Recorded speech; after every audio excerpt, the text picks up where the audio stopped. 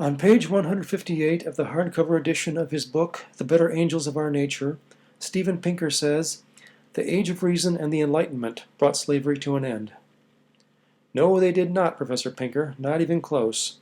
In fact, Pinker himself on page 155 admits that John Locke, one of the great heroes of the Enlightenment, and, quote, many of his intellectual descendants, unquote, saw nothing wrong with enslaving blacks. Voltaire, who was probably the leading figure of the Enlightenment, saw nothing wrong with it either. You can read about Voltaire's attitude toward slavery on page 465 of the critically acclaimed book The Slave Trade by Hugh Thomas. And David Hume, an atheist who was a prominent British Enlightenment philosopher in the 1700s, also saw nothing wrong with enslaving blacks. You can read about that on the internet by doing a search for David Hume and slavery. Hume is spelled H-U-M-E. The simple fact is that every single important abolitionist in the United States and Great Britain was a devout Christian. You can read about this in the book The Rise of American Democracy, Jefferson to Lincoln, by the famous history professor Sean Wilentz. His name is spelled S as in Sam, E-A-N, space, W-I-L-E-N-T-Z, if you want to look him up in your local library. Wilentz talks a lot about the abolitionists in that book, and he doesn't mention a single one who wasn't a devout Christian. And if you want to know about the anti-slavery movement in Great Britain, you can read the book Bury the Chains, Prophets and Rebels in the Fight to Free an Empire's Slaves by Adam Hochschild. His name is spelled H-O-C-H-S-C-H-I-L-D if you want to look him up in your local library. Every single person that he talks about in the British anti-slavery movement was a devout Christian.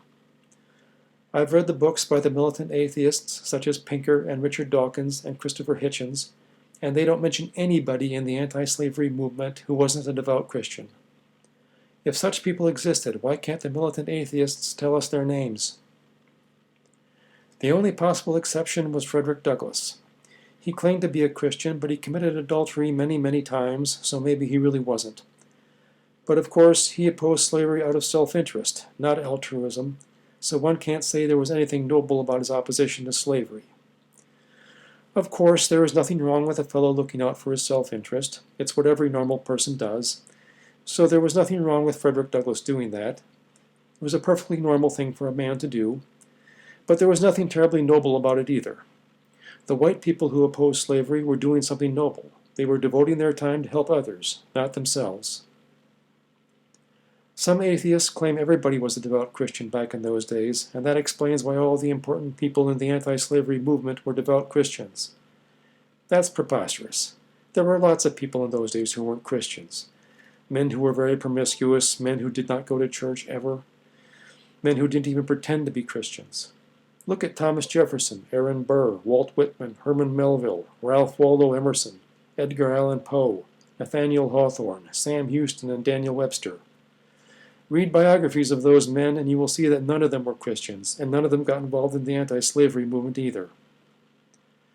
People who like Walt Whitman's poetry often find it hard to believe that he didn't oppose slavery, but just read a biography of Whitman called Walt Whitman's America by David Reynolds, and you will see the facts. Whitman voted for Stephen A. Douglas for president in 1860, not Abraham Lincoln. So when Pinker claims that Enlightenment philosophers ended slavery, he's just plain lying. One has to wonder why Pinker feels the need to deceive people that way.